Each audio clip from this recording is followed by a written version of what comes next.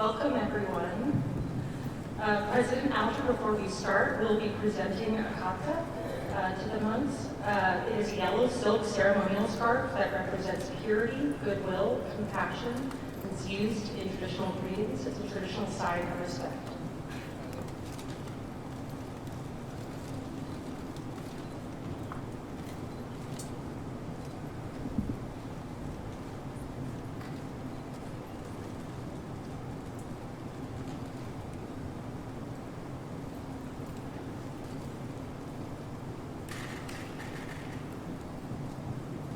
Good morning, everyone.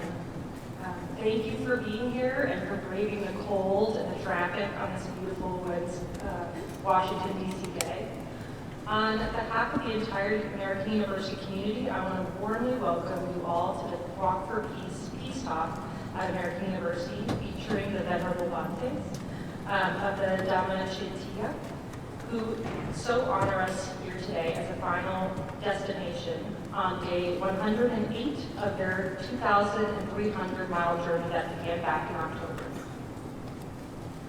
My name is Morgan Redmond, the Associate Director of Case Spiritual Life Center at American University, and I am deeply honored to be part of bringing the Walk for Peace to our campus community. I hope that our time today together will inspire each of us to reflect on the peace, unity, compassion, and shared purpose that is both grounded in and transcends all faith, background, and belief. I love how our own Case Spiritual Life Center puts these values into words. 1, every being has a measurable worth. 2, our hearts flourish in community. And 3, everyone impacts the world. It is my hope that whether you're here with us on campus, watching on our live stream, standing on the roadside, or simply following this inspiring story, you will take their embodied message to heart and know that you too can walk for peace and unity in both big and small ways. You must take the first step. You are not alone. There are more walking beside you than you realize. It is now my pleasure to introduce the 16th President of American University, Jonathan Alger. President Alger is an experienced and visionary higher education leader who previously served as the president of James Madison University in Virginia. He is known nationally as a leader in civic engagement, civic education, and civil discourse, and as a scholar and speaker on higher education policy and law. Please join me in welcoming President John Alger.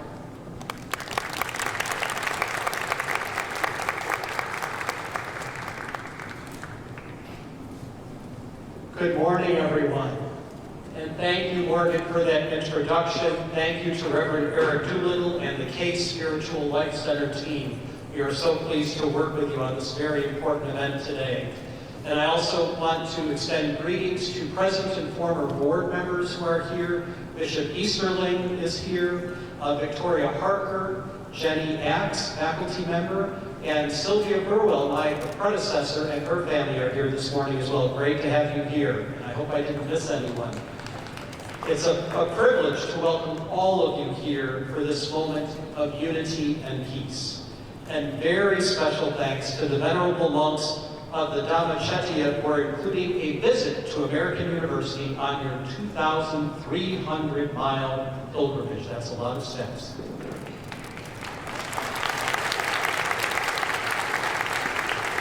We are honored to be part of a journey that has brought so many people together and inspired moments of healing, compassion, and unity. At a time when I think we can all agree we need much more of all of these things. And a very special thank you to Aloka the Peace Dog. Hi, Aloka. He was living as a stray before he joined the first pilgrimage across India a few years ago, and then came here to the U.S. to continue to spread his message of peace, and he's recovering nicely. We're very glad to see that. Advocating for peace. Advocating for peace is a proud tradition here at American University. Many of you know that our School of International Service was founded in 1957 to answer President Eisenhower's call to prepare students of international affairs to wage peace. In 1963, President John F. Kennedy delivered his famous peace speech just behind us on Reed's Field. In this speech, he defied conventional wisdom by reframing the idea that diplomacy, engaging across borders and cultures through our common humanity, was a strength rather than a weakness. President Kennedy introduced the idea of security through cooperation, which empowered the nations of the world to pursue safety, not merely by building arms and stockpiling weapons, but by jointly managing shared dangers. And he reminded us that true, long-lasting peace is not achieved until it is shared by all. What kind of peace do we seek? He asked. I am talking about genuine peace, the kind of peace that makes life on earth worth living, the kind that enables men and nations to grow and to hope and to build a better life for their children. Not merely peace for Americans, but peace for all men and women. Not merely peace in our time, but peace for all time. This is the peace we seek. Peace for all people and for all time.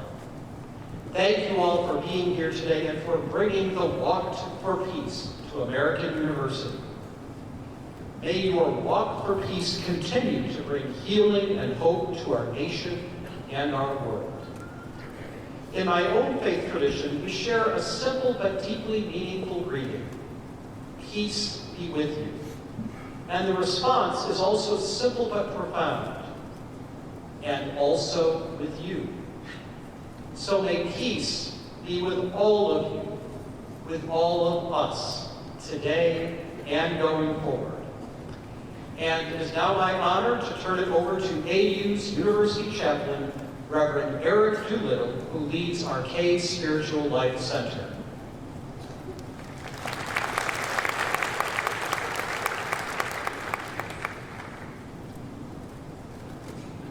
Thank you, President Alger. Welcome to everyone gathered here and online this morning. Welcome to the volunteers of the Dhamacetya Walk for Peace, the Maryland Buddhist Vihara, and other venerable guests. We greet you with peace, happiness, and unity. Namaste. I'm so happy to greet you this morning with the same generous welcome that you have shown to thousands on your long journey. The same generous welcome shown by dozens of United Methodist churches and other houses of faith who opened their doors to you along the way.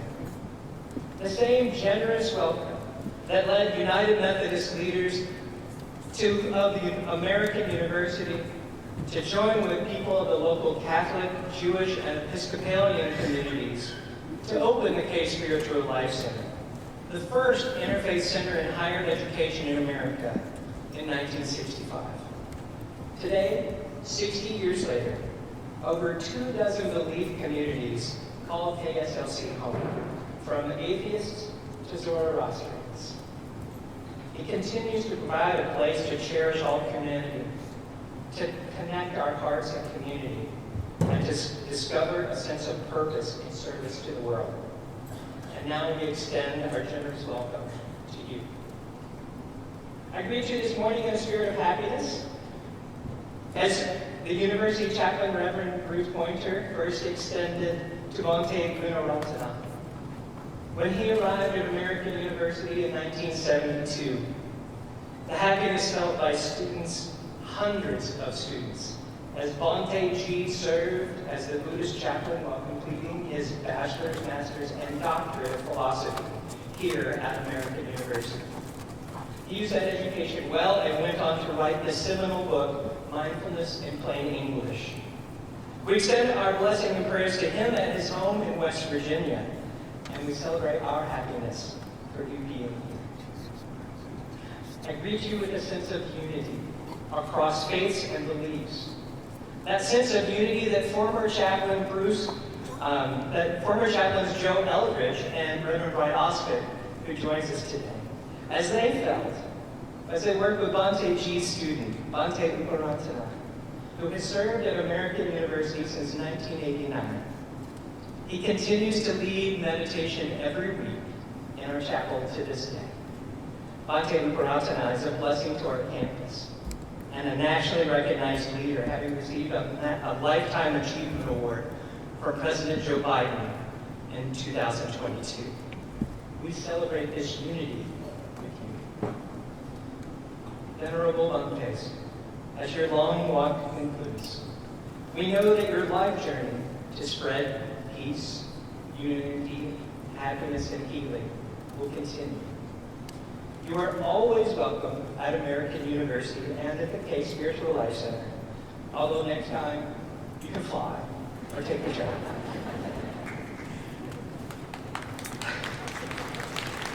Until then, peace and joy be with you on every step of this journey and in your journey to come. It is now my pleasure to welcome Bhante Uparatana to share a few words and greetings.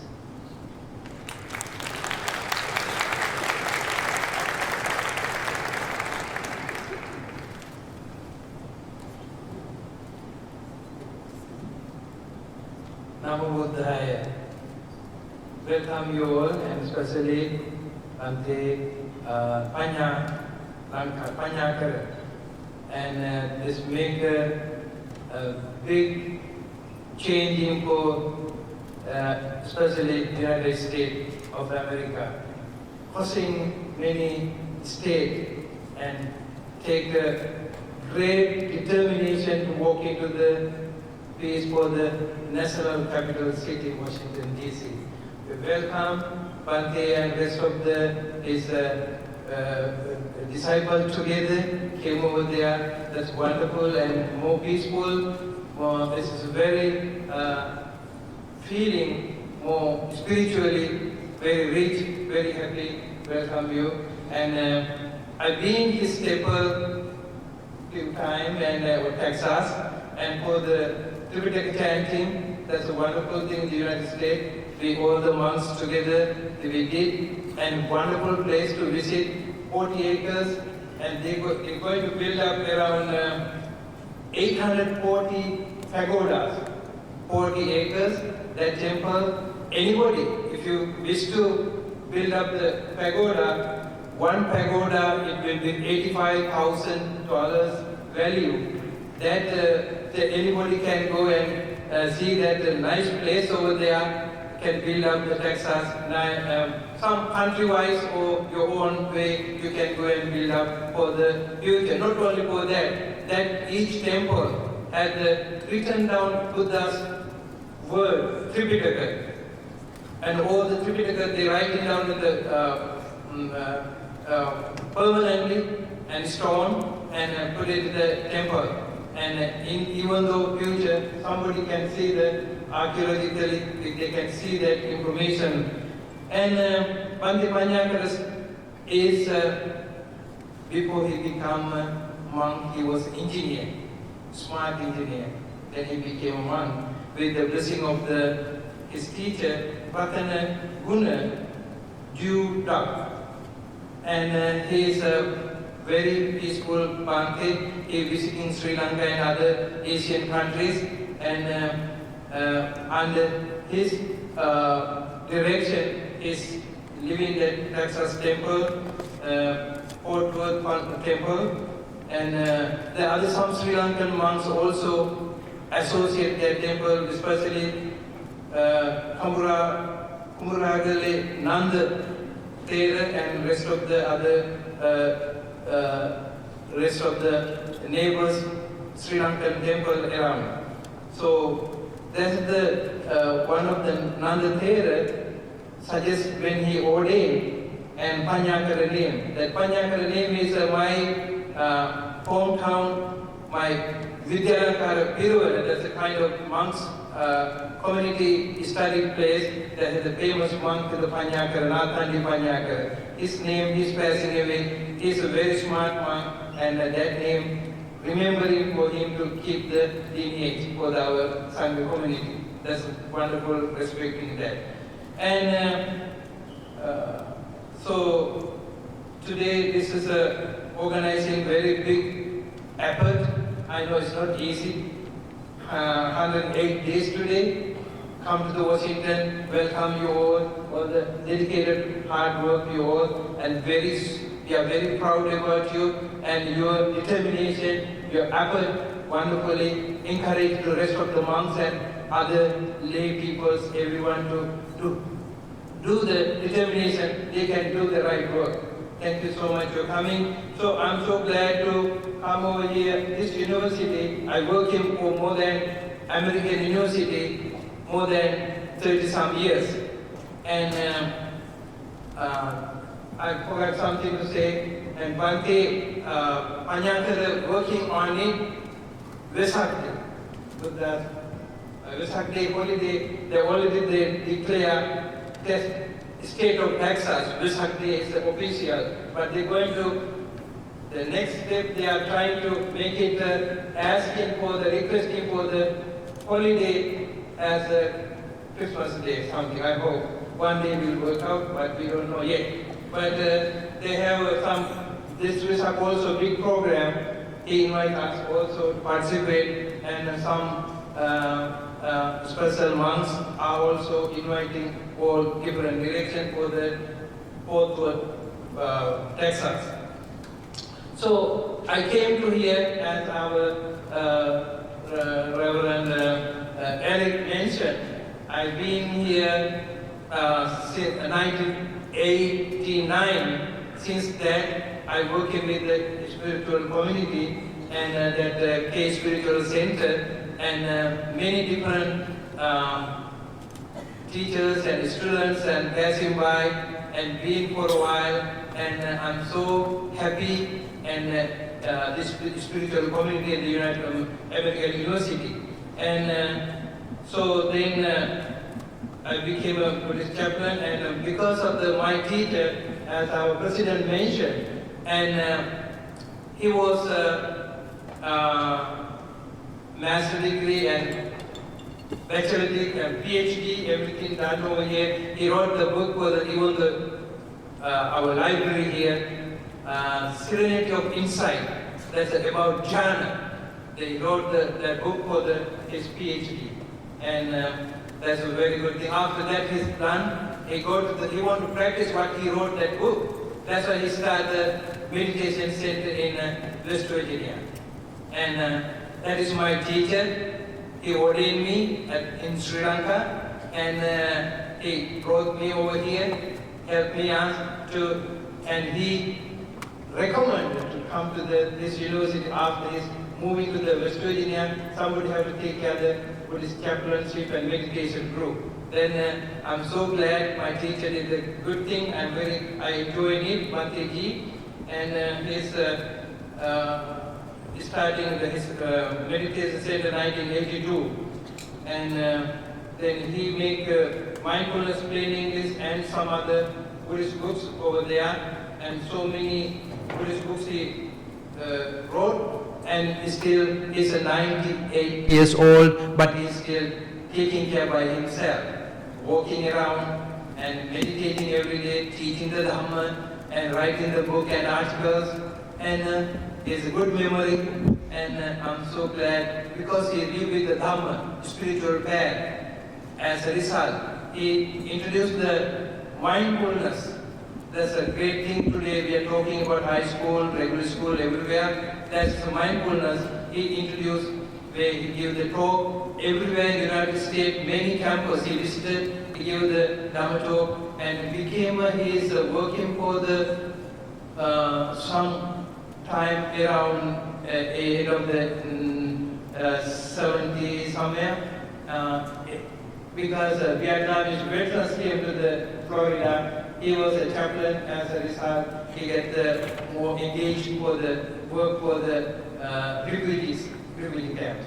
He did a remarkable things, and he find out the path to us, and we get a chance to come to with his advice and working at the university. We have university also. We have Vesak celebration. We have meditation class every Thursday, and you all can come and enlighten. You can all come and practice mindfulness, and it's open to everyone. And thank you so much for giving this opportunity to over here, our president, our Eric and Morgan, and other everyone work hard for the keep success. Now, before the ending my part of my time, I like to give the chance to opportunity to our Thai President, Thai Community Sangha President, Dr. Thana. Please come and behalf of our IBAA give us some few words. Thank you.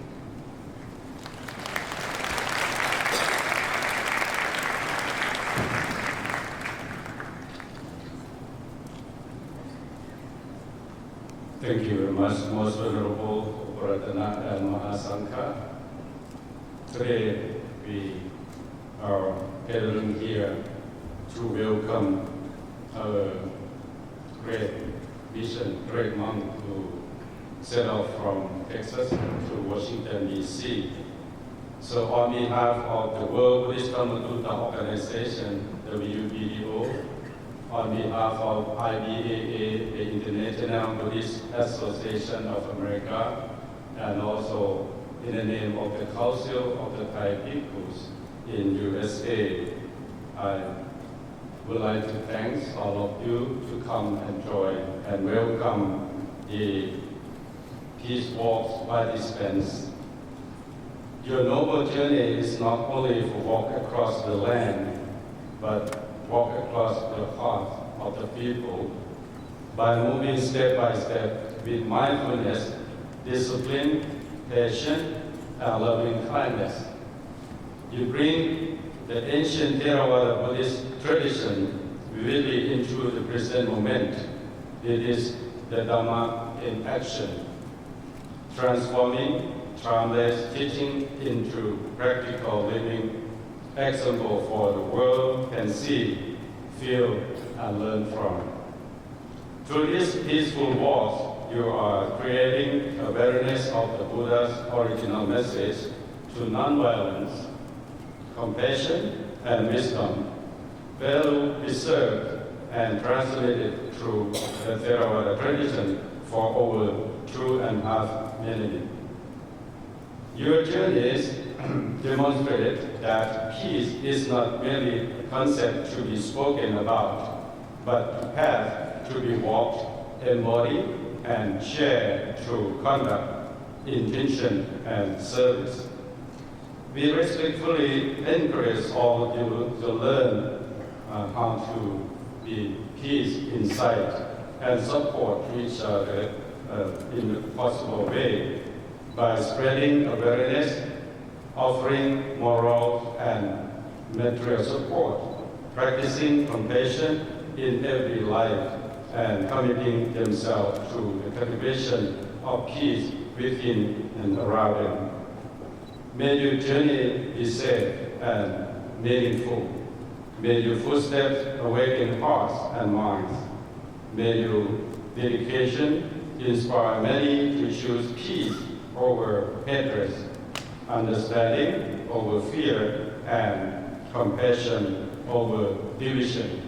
Thank you very much for all of you, and thank you so much.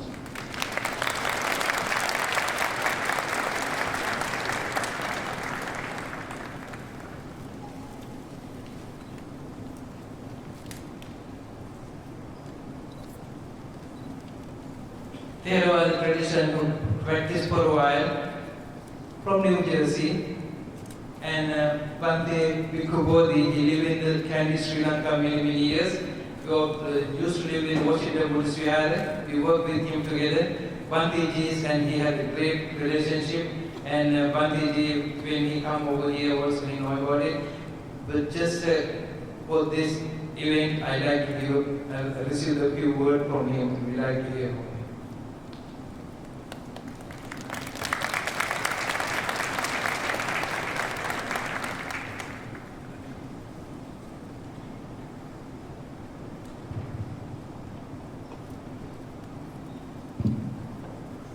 Okay, I thank Bhante Uparatana for inviting me to say a few words, and I also want to express my congratulations to all of these monks who have completed the Walk for Peace, a walk that's taken about 3 months and has covered 2,300 miles.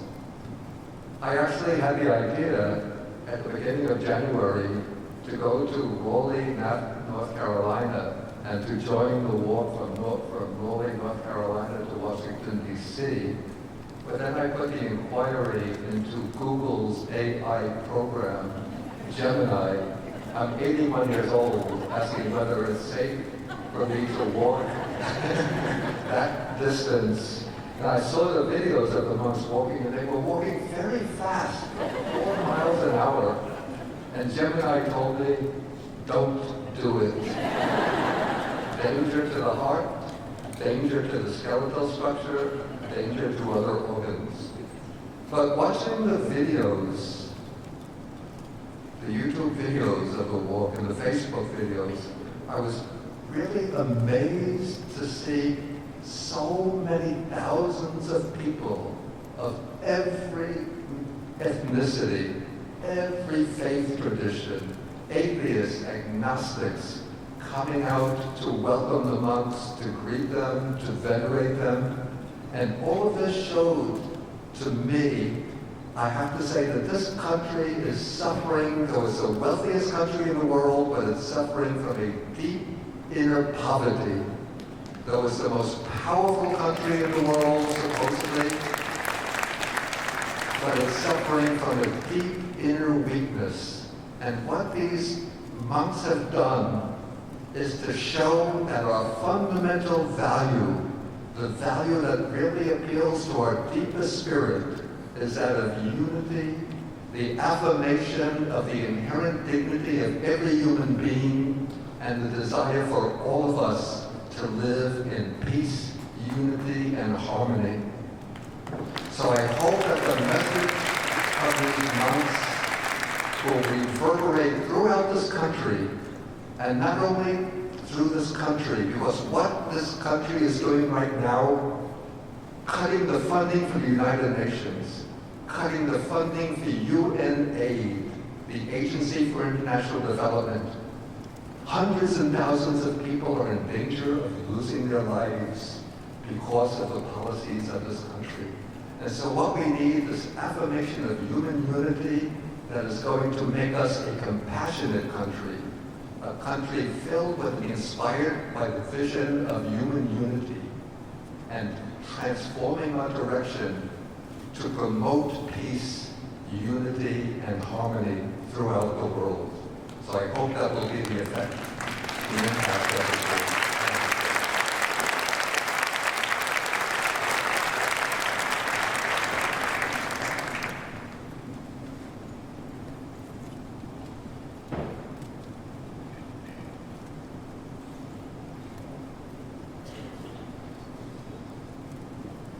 Thank you, everyone. We'd like to invite the Most Venerable Panyakara up to talk and do a peace talk. Thank you.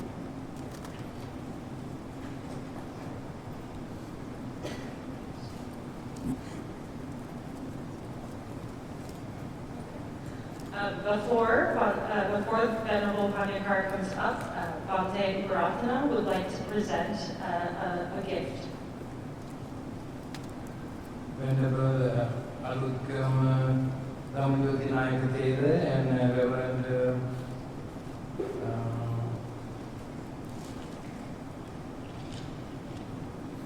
Matt Reagan, and please come forward to and please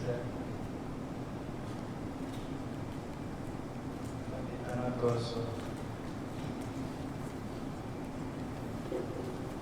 Bhante Pomela Brahma, Dhammaroka Bhante.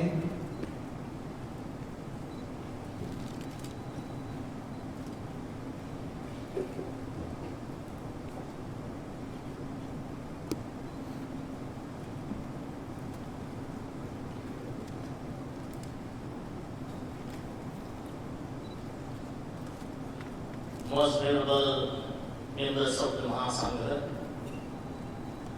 Dear friends, Sri Lankan Sangha Council of North America congratulates Venerable Panyakara and his Sangha members on the completion of their 2,300-mile walk for peace, which has inspired the world as an expression of the Buddha's sublime teachings of peaceful coexistence and loving kindness for all. On the 11th day of February in the year 2570 BE, February 11th, 2026 AD, signed by Venerable Agama Pandita Walpole Vivekananda, Chief Sangha Nayaka of America, President and Abbot of Dhammavicaya Buddhist Vihara, President of Sri Lankan Sangha Council of North America, Venerable Karulatra Uparatana Nayaka Mahatero, Chief Monk of Judicial in USA, President and Abbot of Maryland Buddhist Vihara, Vice President of Sri Lankan Sangha Council of North America, Venerable Anuttama Dhammajyoti Mahatera, President and Chief Monk of New York Buddhist Vihara, Assistant Secretary of Sri Lankan Sangha Council of North America, Vice President of Buddhist Council of New York. Thank you. May all you be well, happy and peace.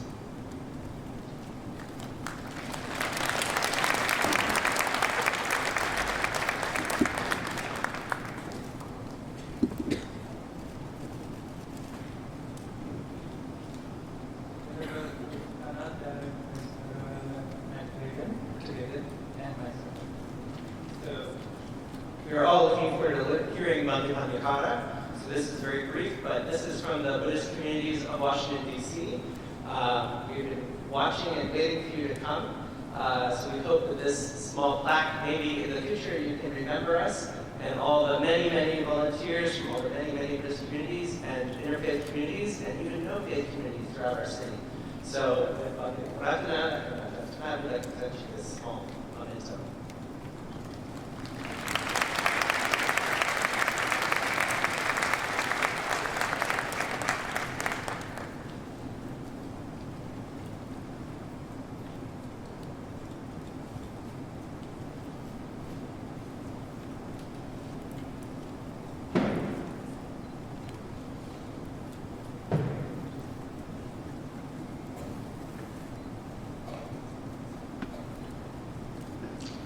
Namo Buddhaya, Namo Dhammaya, Namo Sanghaya, respected Mahasangha, respected Mr. President, Reverend, and all the people here.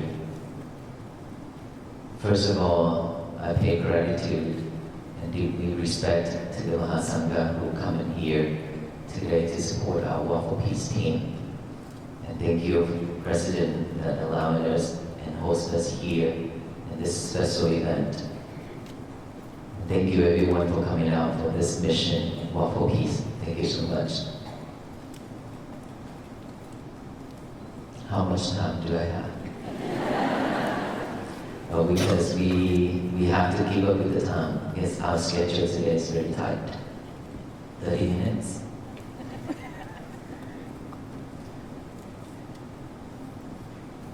How many of us already listened to my talk? And why are we still here? How many of us already take that into action? Well, that's a lot. Are we at peace right now?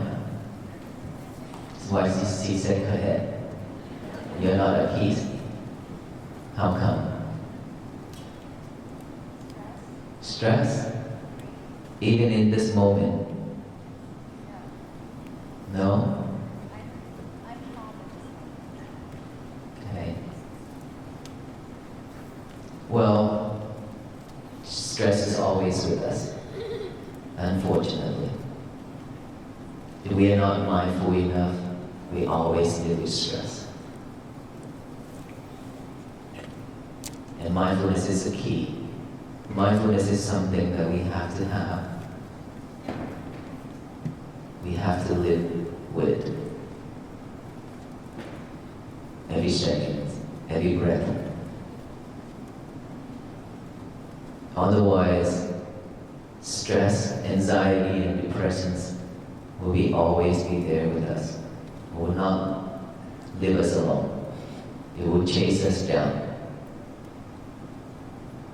And just like she said, even in this moment, since you have stress, and I believe it's not just only her. Do you know why?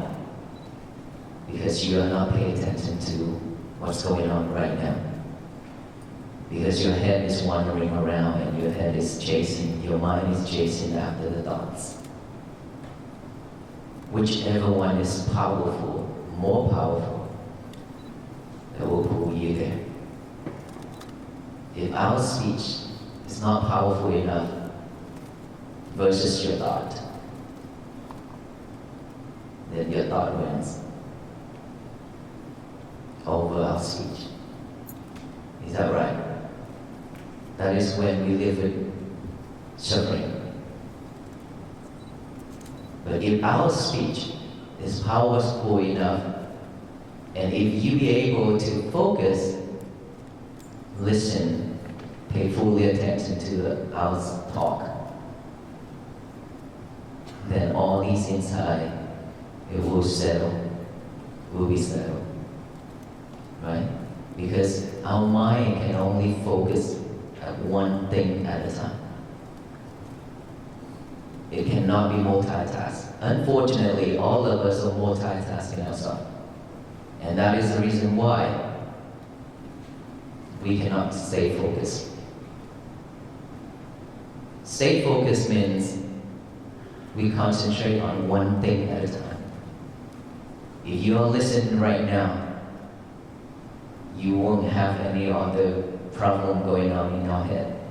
But when you're listening and checking on your phone at the same time, which one is listening, which one is checking on the phone? Because the mind is only doing one thing at a time, can take only one object at a time. Either this or this, right? So whichever one is stronger, it will pull you there. If this is stronger, it will pull your attention to here. If this is stronger, it will pull your attention to here. And that is when we stay focused. Either here or here. So it's all up to us to decide which one that we want. And I have to tell you this. We've been living in this world long enough to associate, to do all kind of things unnecessary for our life. Create more challenge, more troubles, and bring suffer to us. A lot. More than enough. And if we cannot let go, if we cannot let go of everything just for a moment to look back within, we can never have peace. While we are here, if we cannot utilize this time to reflect ourselves, to pay fully attention to it, because we spend a lot of time and effort to get here. A lot of traffic out there. And while we are here, we still worry about everything else. And while we are here, we still doing something else. We waste our time. We waste our effort. How much more energy and time we have in this world to waste? I don't think we have that much time. Within one breath going in, without going out, we die. And we don't know when that moment will come. We could die at any time, any moment. Imagine if we die before we can focus in ourselves, focus on our breath. We breathe in every second, but never pay attention to our breath. Breathe, and then breathe, and then breathe, just like a robot, just like a machine, to survive. That is a habit. We don't even know how long our breath is, how short it is. We don't even have a moment to look back, to feel our heartbeat. We don't even have a moment to see our breath. We are too busy. Busy doing so many things at the same time. Busy chasing the outside world and chasing materialities. That's why we don't even have time for ourselves. Sometimes we can't even catch up with our breath. That's how terrible it is. That's how fast we're moving along with that world. The world is spinning, and we try to spin with it. And the more you spin yourself, the more you get tired and shifted. But we're still doing that. That is the reason why I came up with this idea of walk for peace. Try to raise the awareness of peace that has been with us, with all beings, with all human beings, for a very long time. It's always with us. But like I said, we are way too busy to see it, to live with it.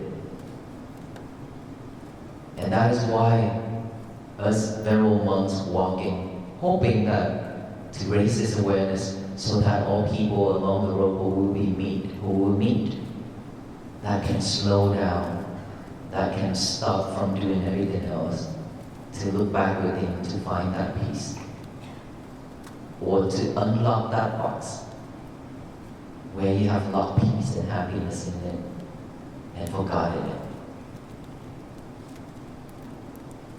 There are so many people coming out to support this mission. And of course, there are people practicing take this into action seriously. There are people just coming out for fun. There are people just coming out for pictures and social media. And there are some people just come out to offer and then go back home, go back to the old days.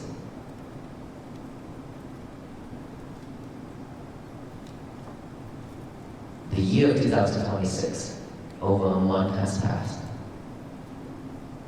Very quick, very fast, isn't it? It's moving very fast. Watch and see. Year of 2026 will be gone very soon. And we really don't know if we'll be able to survive within this year. We still stay alive within this year. We don't know. Everything's impermanent, including this life. And so if we cannot take this seriously, we are afraid that if we are behind this world, we will left behind if we are not chasing the world. We are afraid that way.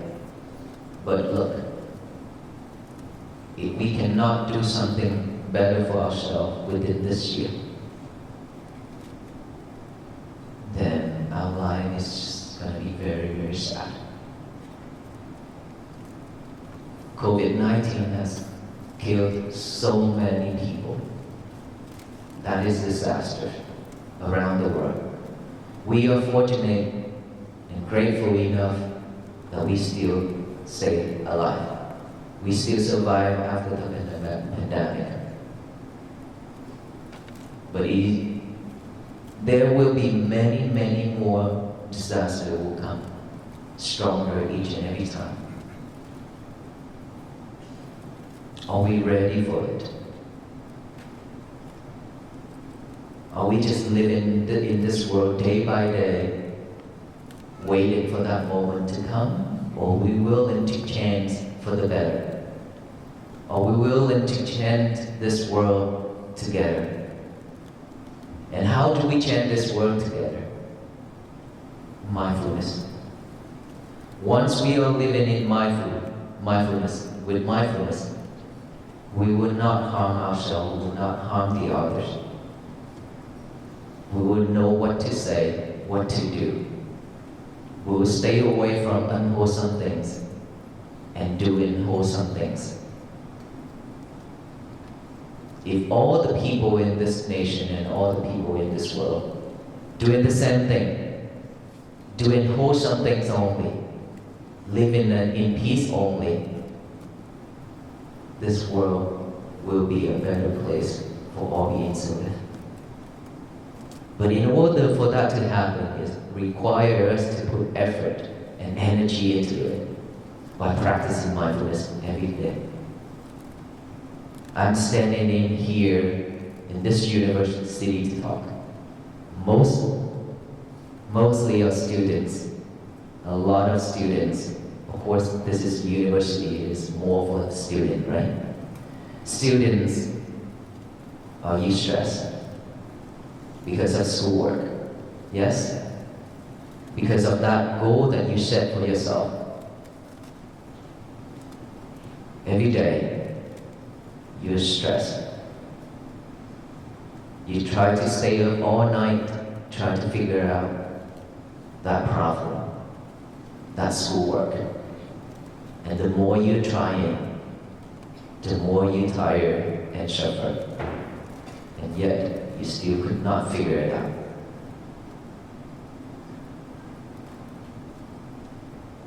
And now you live with anxiety and depression. And of course, after all that effort, if you fail, you'll be disappointed and you'll be mad at yourself so much. And now you're even worse in depression. How do we change that? How do we work through it without mindfulness? Instead of pushing yourself, all you need to do is just take a break. Take a deep breath as much as you want because it's free. The air is free. Take a deep breath and then concentrate on your breathing. Add awareness to each and every breath going in and out. Naturally, knowing each breath going in, each breath going out. When thought arises, don't try to eliminate or push it away. Simply just observe that thought. Acknowledge that thought as thought. Silently come back here with the breathing. Another thought pop up. Believe me, you have millions and millions of thoughts. Because you record it in here every single time when you associate with people. When you do things, when you see things, you hear things, you smell, you taste, you touch. It's recorded. After it's recorded, it will rise up and rise up and rise up every single time. It's right now, like I said, we have full of thoughts. If we cannot pay attention to my talk, we will live with thoughts. We suffer. Right? So if we are clever enough to know our thoughts, to acknowledge that thought, we'll come back with this present moment, which is each and every breath. Or while I talk. This is the present moment. I'm talking right now. That this is the present moment.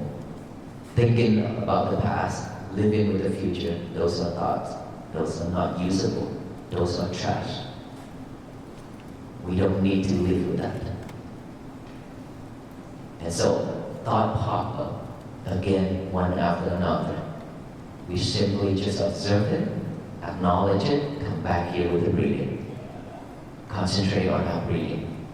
We breathe every second, like I mentioned earlier. Now we just add awareness to each and every breath going in and out. That's all we need to do. When you hear noise, sound, observe that.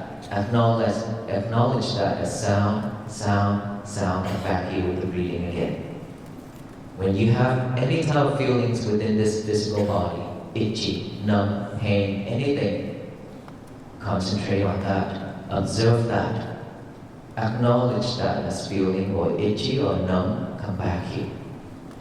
We train ourselves to come back to this present moment, live with this present moment here and now. We don't have this habit.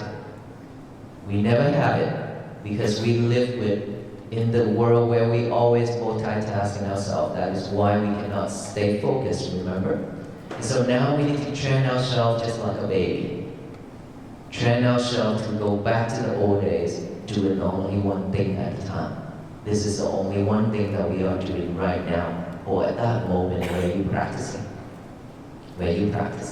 Just pay attention to it. That is your job. That is your duty. Bring in that mind back to this present moment with each and every breath going in and out. If you could do that, you will have a peaceful day. If you remain practicing that every single day, you will have a peaceful life. And peace always begins from within, not without, not out there. Don't expect the world to be at peace, because it will never happen. If we have 100 monks, not just about 20 monks, but if we have thousands of monks walking every day like that, the world is still not going to be at peace. But all the human beings in this world are practicing mindfulness every single day. It will change this world to be at peace. The power of togetherness can change everything. The power of that positive energy that we are giving out to that universe starting from now, it will change everything. Instead of spread hate and anger and delusion and greed, all that mind into this universe, now we should only spread loving kindness, compassion, and peace to the universe so it can shower back down with loving kindness, compassion, and peace, so that this world will become a better place for all beings to live. So I hope after today, after our journey end in Washington, D.C., we all will continue this journey. We have to walk for the rest of our life. This walk is very meaningful. This walk could change our life, could change this world. So how many of us willing to walk to bring world peace? All of us? Yes? So you promise that you will walk with all the venerable monks until the end of our life, right? Yes? Well, in spirit, I already talked about it. In spirit, that we walk means we practice every single day. Please, every day, write down that statement that I always say. Today is going to be my peaceful day. Live with it. Be mindful with it. May you all be well, be happy, be peaceful. Thank you so much for all the love and support and practice. Thank you.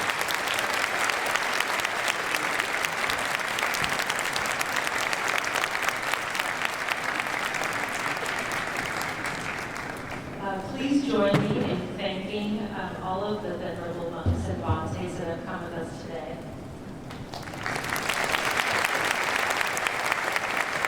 Thank you for listening to the card for those wonderful words of inspiration. The bhantes are going to head out of the description. Yes.